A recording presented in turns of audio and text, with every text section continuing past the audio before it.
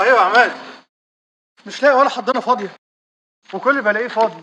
عايزين مني 15000 جنيه مقدم، وقولي الليله ب 3000 جنيه. مش عارف اعمل ايه. دي فين دي ومكانها فين؟ ماشي، هروح اشوف واقول لك. بالله عليك بس تطمني على مروه اول ما تفوق من البنج. سلام.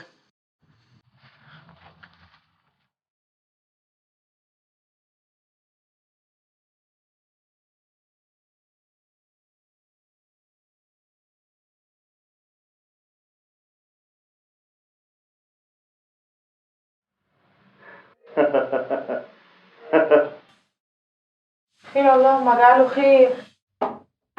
ما تضحكنا معاه. بضحك على الصورة اللي منزلها شريف سامي الممثل على صفحته على الانستجرام، وهو بيوزع هدايا على أطفال مستشفى القلب اللي في الصعيد.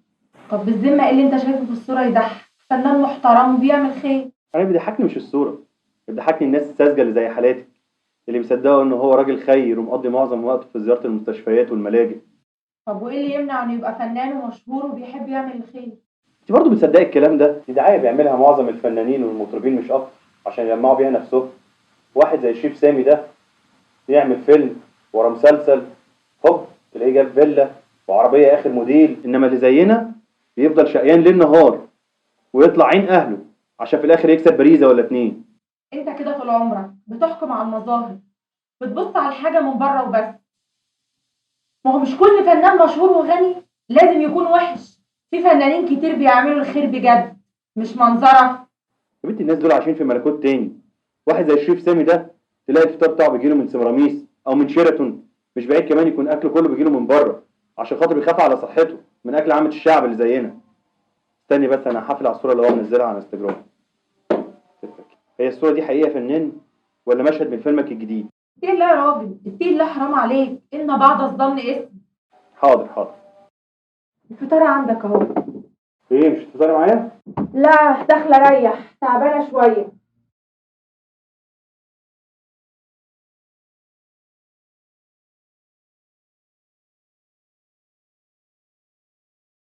بيض وجبنة وزيتون وجبنة وبيض. هو الأكل ده ما بيتغيرش كل يوم؟ الواحد معدته بقت ولا محل بقالة.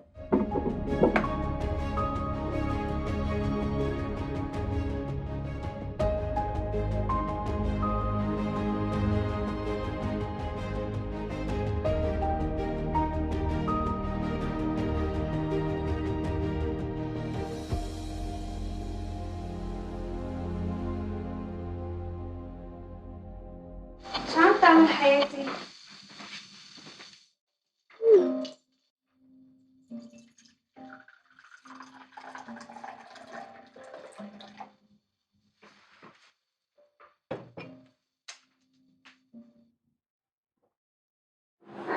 يا ريتك تهتم فيه مثل ما بتهتم بالفريند بتوعك. يا حبيبتي انت اغلى حاجه عندي في حياتي، بس دول مش فانز، ده عمل خير. يلا بقى قومي صوري دقيقة فيديو وانت تعرفي الرساله دي عندي.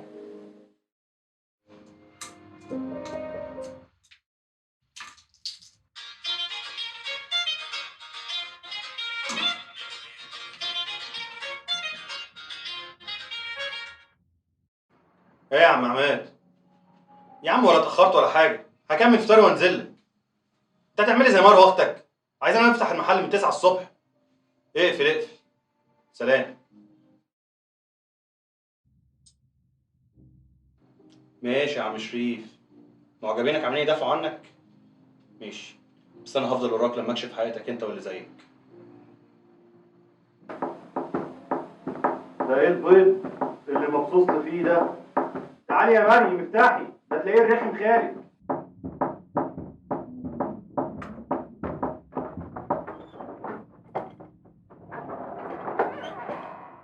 مريم يا حبيبة خاله. قول يا بيه، قول انت في النوايا زي ابوكي. ايه يا عم علاء؟ وانا اقضي بيت حياتي كلها مستنيك تحت. يلا يا عم. خش بقى بطل لات النسوان بتاعك ده. قوم قوم يا حالتها قوم. قوم، كان لازم تزعل البيت يا اخويا. قوم. وبعدين انت لازم تمسك في الكلمة. قوم.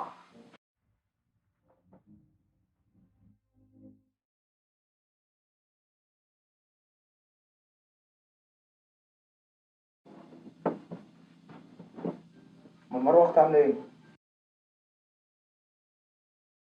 ايه يا عماد الفرح اللي انت عامله ده؟ انت مش عارف ان في بني ادمه حامل ونايمه جوه؟ معلش يا اختي، ما لو جوزك كان نزل وفتح المحل من بدري كنت اشتريت لكم اصلا. شوف الساعه كام ولسه صاحبك ما نزلش يشوف اكل عيشه. بقى ده يرضي ربنا؟ حصل خير حصل خير. حد لسه هات المفاتيح من عندك، انا هنزل افتح لحد ما اخلص فطار وتيجي. لا انت ما تسيبهوش، رجلك على رجله، لانك لو سبته هيرجع يمسك المخروب الموبايل ده تاني ويقعد يقول لي شوفي ده عمل ايه وده اشترى ايه ويقعد يشتم فيهم ويلعن حظه. لا ميه. على مهلك يا اخويا شويه، على مهلك. امسك ميه.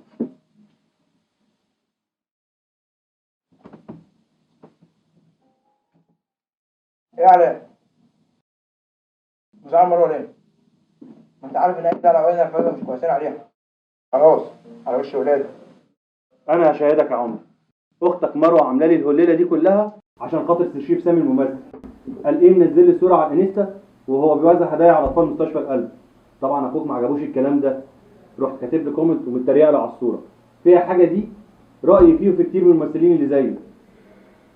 في فرق كبير من انك تقول رأيك في حد او انك تجرح في الناس من غير ما تكون متأكد ان رأيك صح من الاساس. انا بقول بلاش ننزل نفتح المحل النهارده ونقعد ندافع عن تشريف سامي ده بقى. حد نصيبه يا كمان، حد نصيبه. انت خلاص على وش ولاد. ايه ايه شويه. لو على ايه يا عم، هو الشريف ده كان جوز امي؟ انا داخله اكمل نوم. اتفضل.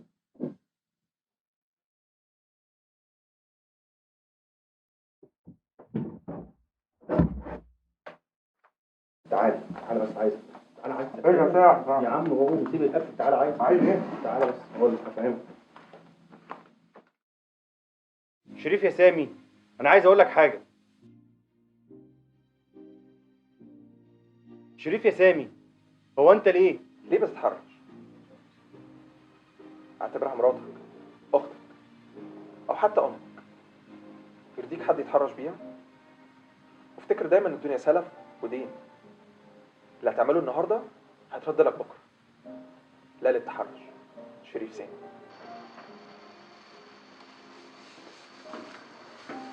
انت بتعرف قد ايه انا فخورة فيك؟ كل ده عشان عملت حمله ضد التحرش؟ لا، لانه من رغم شغلك اللي كتير والضغط اللي عليك بس ما بتبخل لا بمجهودك ولا بوقتك بعمل الخير. الله يخلي لي اياك يا احلى شريكتي. يخليك ليا يا احلى رزق الدنيا. ايه بقى هنفضل نحب بعض كده ونسيب الشغل؟ انت ناسي يا استاذ اني معي جدولك اليومي؟ انا فاكرة طبعا. استاذ شريف، حضرتك كمان نص ساعة وهيعدي عليك الشوفير احمد، لان عندك تصوير في استوديو مصر. بعد ما تخلص التصوير رح تسافر اسكندرية الصبح عشان تصوير المشاهد الخارجية للفيلم، والشنطة جاهزة وفيها كل اللي رح تحتاجه بهاليومين. تمام هيك يا فنان؟ تمام.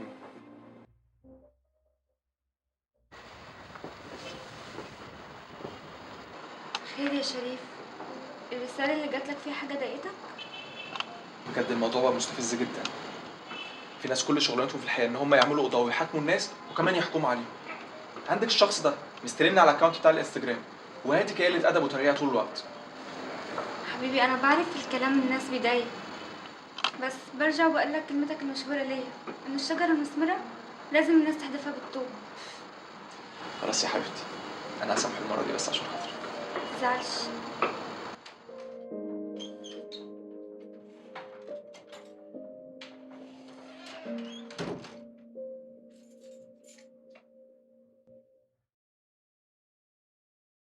فجيت تبع البرومبا؟ لا لسه في المحل، هاجي كمان ساعة. ايه يا مروة، انت نايمة اليوم كله جاي تفوق عليا دلوقتي ولا ايه؟ هو انا ما قلتلكش؟ خير اتحفيني. اصل انا النهارده بعد ما سبتكم ودخلت عشان انام، خير اللهم اجعله خير، حلمت ان عماد بيصورك فيديو وانت عمال تشتم في الممثل ده اللي اسمه ايه يا بنتي يا مروه؟ اسمه ايه يا بنتي يا مروه؟ يوه نسيت اسمه. ايه يا مروة، هو احنا هنعيد موال الصبح تاني ولا ايه؟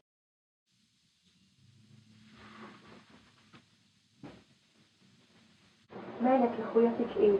ما تسيب الناس في حالها وكل واحد في حاله.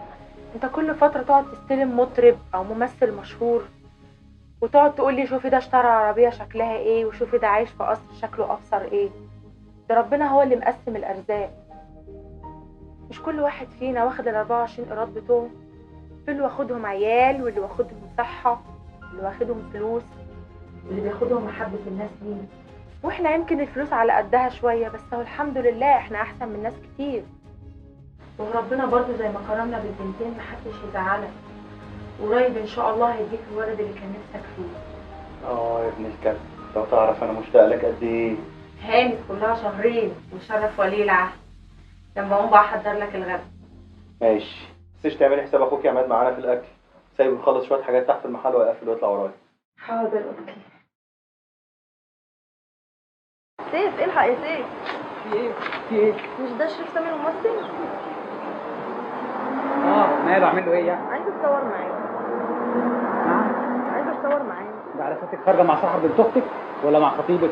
طب مش هتبطل غيرتك دي بقى؟ نعم اتفضلي. انا هتصور معاه، يعني هتصور معاه. مفيش تصوير مع ممثلين، ما تخلينيش انكد عليكي زي كل خروج. لا هتصور معاه. لا هتصور معايا. مفيش تصوير مع ممثلين، مفيش تصوير مع ممثلين، مفيش تصوير مع ممثلين. لا تعالي كده، لا قربي شويه. ايوه حلوه، ايوه يلا تشيز. معلش ممكن تاخد لنا صوره مع الفنان؟ تاخد لنا صوره مع مش اي مشكله. يلا بوز البطه. تمام. ميرسي قوي، شكرا. ميرسي يا فنان، بحبك قوي فنان. ميرسي.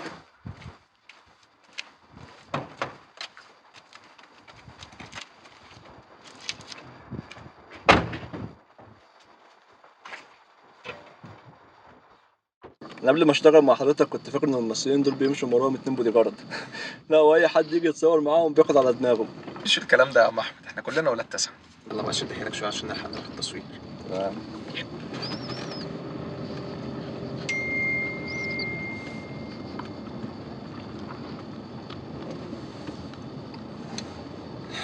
انا ازاي نسيت حاجه مهمه زي كده؟ في حاجه ولا شريف ولا ايه؟ لا كنت نسيت حاجه مهمه جدا، والحمد لله الرساله فكرتني بيها. بقول لك ايه، فاكر جمعيه الرحمه؟ جمعيه الرحمه؟ هي مش دي بتاعت اطفال الايتام اللي حضرتك بعتها لي من 100 شهرين باين؟ عليك نور. تبعتهم توصلنا اللوكيشن، تطير على هناك، تسال الاستاذ حسن وتقابله. تمام. تشوف لو محتاج حاجه ولا لا زي المره اللي فاتت. ما تنساش كمان هتسال على دكتور عادل مدير المركز اللي هو تبع للجمعيه، تمام. وتقول له شريف هيعدي عليك في اقرب فرصه عشان يشوف التجديدات اللي حصلت في المكان. والله يا استاذنا ربنا يبارك لك ويديك على قد نيتك ويرزقك بالذريه الصالحه. يا شريف عامل ايه؟ اتفضل.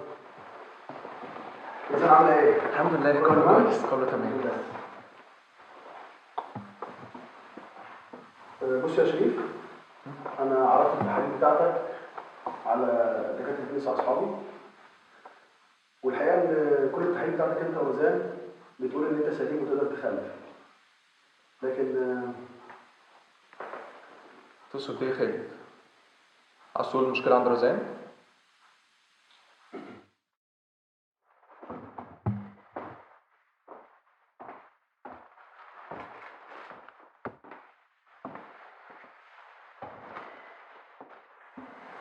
شريف انا دخلتك قبل ما اكون دكتور العيله. انا لازم اكون صريح معاك. رزان صعب انها تخلف. رزان عندها حاجه بنسميها كومبليتد ترايد سيستم، تشوه خلقي في الرحم. خالد انا ممكن اسافر بيها اي حد في العالم. حتى لو سافرت بره يا شريف، نسبه نجاح العمليه دي هيكون ضعيف جدا. انا عارف انت قد ايه انت ورزان حبك للاطفال، بس لحد هنا الطب قال كلمته. بس ارجع اقول لك ان الامل في ايد ربنا كبير.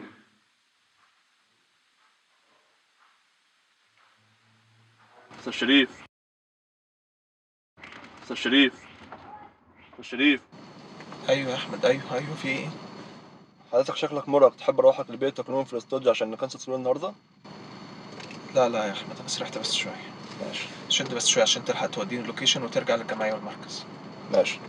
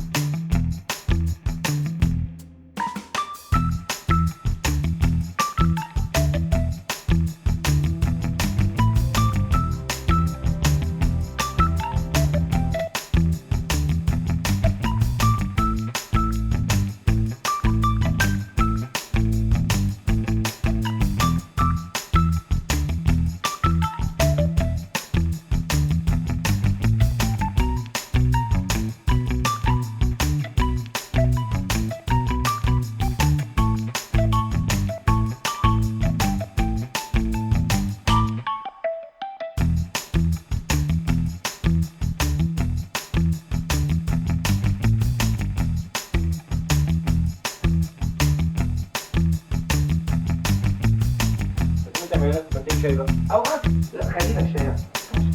انا مش قادره. كابتشينو. انزل يا نجم. يلا بقى قوم اعمل لنا حاجه.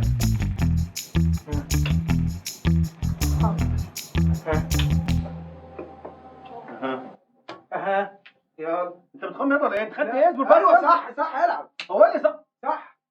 بصرة. ها يا علاء. علاء. ومش اختك. يا عم حالي يا بتقولي علاء، انا تعبانه. بتقولي يا علاء. علاء انا تعبانه قوي. علاء. علاء انا شكلي بولد، الحقني. هتقوم شوف الزن ده فيه ايه. الحق يا عماد، اختك شكلها بتولد. ايه؟ تولد؟ ازاي؟ ده لسه في الشهر السابع. ايوه يا عماد، مش لاقي ولا حضانه فاضيه، وكل اللي بلاقيه فاضي. عايزين مني 15000 جنيه مقدم، وقولي الليله ب 3000 جنيه. مش عارف اعمل ايه. دي فين دي ومكانها فين؟ ماشي، هروح اشوف واقول لك. بالله عليك بس تطمني على مروه اول ما تفوق من البنج. سلام. السلام عليكم. عليكم السلام. لو سمحت محتاج حضانه لابني ضروري، ابوس ايدك ما تقوليش مفيش. حظك حلو، في حضانتين فاضيين. الحمد لله. فين الطفل؟ حاضر اللي جوه حاجه. الحمد لله.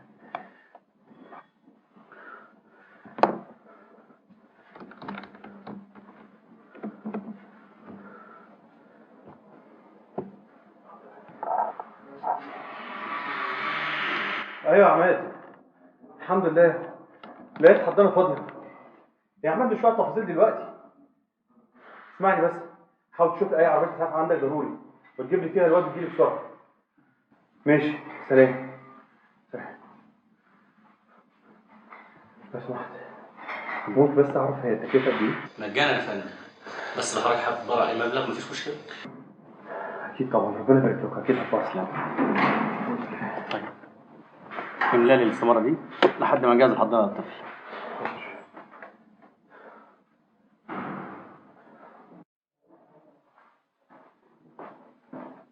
مساء الخير. مساء الخير. استاذ شريف، ازي حضرتك يا فندم؟ الحمد لله تمام. من زمان وانا نورتش في المركز يا فندم. معلش كان عندي فيلم كده بصور في اسكندريه بس راجع من اسبوعين. الحمد لله على سلامه حضرتك. الله يسلمك. يعني اشوف عمل ممتاز لحضرتك ان شاء الله ان شاء الله. قول لي دكتور عادل موجود؟ ايوه ثواني يا فندم. كلمني.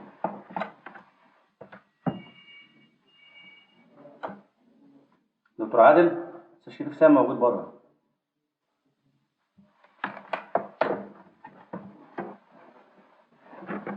اهلا. اتفضل. ده خلي عبد معانا اول. حاضر يا دكتور.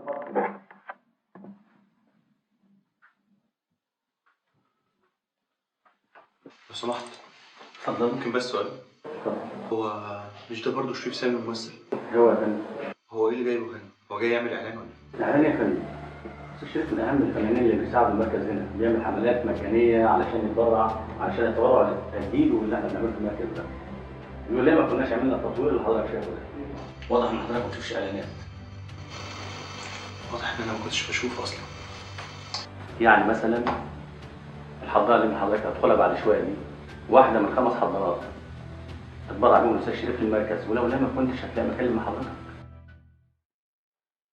خلاص خليك يا دكتور، خليك يا حبيبي. مع السلامه.